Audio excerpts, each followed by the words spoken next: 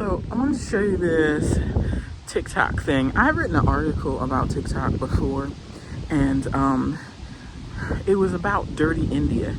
It was, I posted a video. It was very positive. A lot of my videos on my TikTok are about gender equality, women's rights, ending child abuse, ending child marriage, and those types of things. Well, this was a marriage in India, and where they still pay a bride's price, and the husband was very abusive physically to his wife, and the father collected the money and gave him back his his daughter, and he said basically you could keep the bride price, whatever, and he brought her back home to her village, and all the people in the village were there clapping and welcoming the woman home. It was amazing.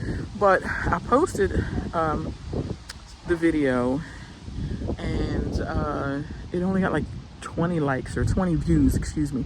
And that's when I started looking down the rabbit hole.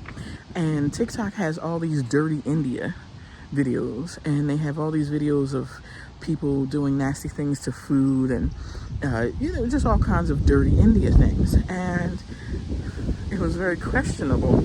And then, so I've written 2 articles about that actually, and I'll put them in the description part. Saudi Arabia was going to suspend TikTok because TikTok was showing them in a bad light, and there were so many bad videos. And then they made up because TikTok was scared to lose Saudi Arabia actually, and so they ended up creating some kind of a hub for TikTok in Saudi Arabia or something like that, and they even like awarded the top influencers in Saudi Arabia.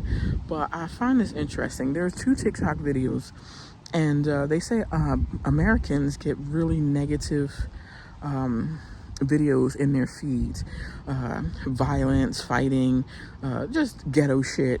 And I know this for a fact that I have created TikToks in different countries, in African countries actually. And when I watch the videos on my one TikTok account, it is anti-American. It is a lot of Russian like AI accounts.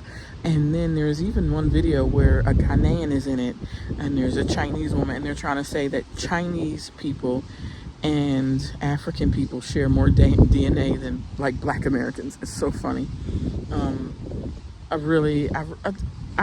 The link is in the bio, so you can see the screenshots, and the shit is comical, and it's just trying to make it like Chinese people in China, they love Africa, they love Black people. And then they have videos of Kensington in Philadelphia, and they say like all Black Americans are on drugs, and look at their streets. And they have a lot of Africans film Skid Row, or reuse people's films of Skid Row in Los Angeles. And then they say, look at these Americans, they're so filthy, and they're druggies, and they're on the streets. That's a big wind. Probably shows up, it'll probably mute my sound, I guess, I don't know, because I don't have a mic or anything handy. I'm just standing outside, just took the trash out.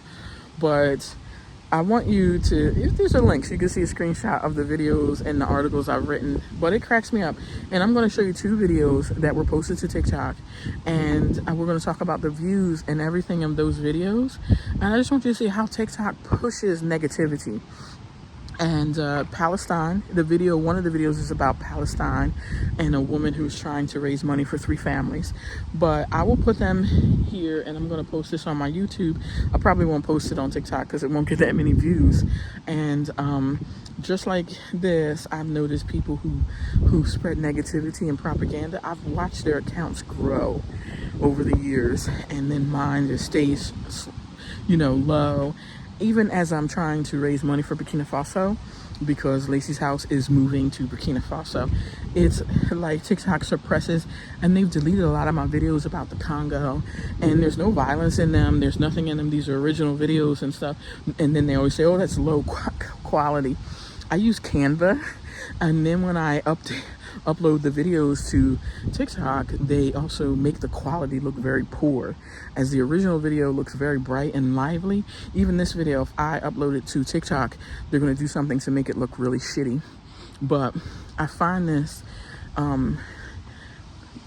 funny because, like, when the American government where they're talking shit about banning TikTok. They didn't mention any of these things that Saudi Arabia mentioned and that you see with India, you know, making their country look trash and filthy and dirty. And the same thing with Saudi Arabia. They called them out on that, and then they fixed the content, and then even started giving out awards to influencers in Saudi Arabia. So just watch the video and I will show you this, and that's it. And I'll give you a link to the article so that you can see that this video is being made for YouTube. And again, I don't know if I'll post it on TikTok because they'll make it look like shit, because it's fucking brand new iPhone, beautiful camera quality, and they'll make it look like shit. All right.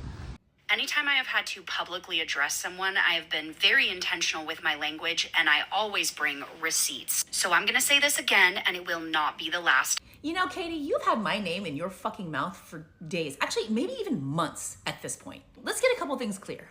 I don't need you for shit. I don't need you to clear up anything. I don't need your fucking receipts, because I have receipts the length of my fucking arm. But here's what we're not gonna do. I'm not gonna allow you to just make video after video after video about me and not address it. And I am constantly made to feel like I need to take the high road. I always have to take the high road because my platform is bigger. That is fucking bullshit, because I'm still a person. I'm just one person and you're just one person. So if you wanna hash this out publicly, please be my guest. But I can assure you, at the end of this will not end the way you thought it was gonna end. Because unlike you, Katie, my receipts, they're real and they're based in fact, not just your opinion and your hurt feelings. So Katie, if you really wanna do this, you really wanna hash this out publicly, let's fucking go. I don't have to get ready, I stay ready. Anytime I have had to publicly address someone, I have been very intentional with my language, and I always bring receipts. So I'm gonna say this again, and it will not be the last time. These are 3 separate families I am attempting to support in their evacuation efforts. 3 families I promised I would help elevate their stories as they seek refuge in the face of a genocide. The Rafah border is closed right now, but it will open again, and when it does, each one of these campaigns should be to its goal. You already know where you can find them. I'm using every method I can think of to get these campaigns into the algorithm, so if you want to start some fake beef with me, just stitch me.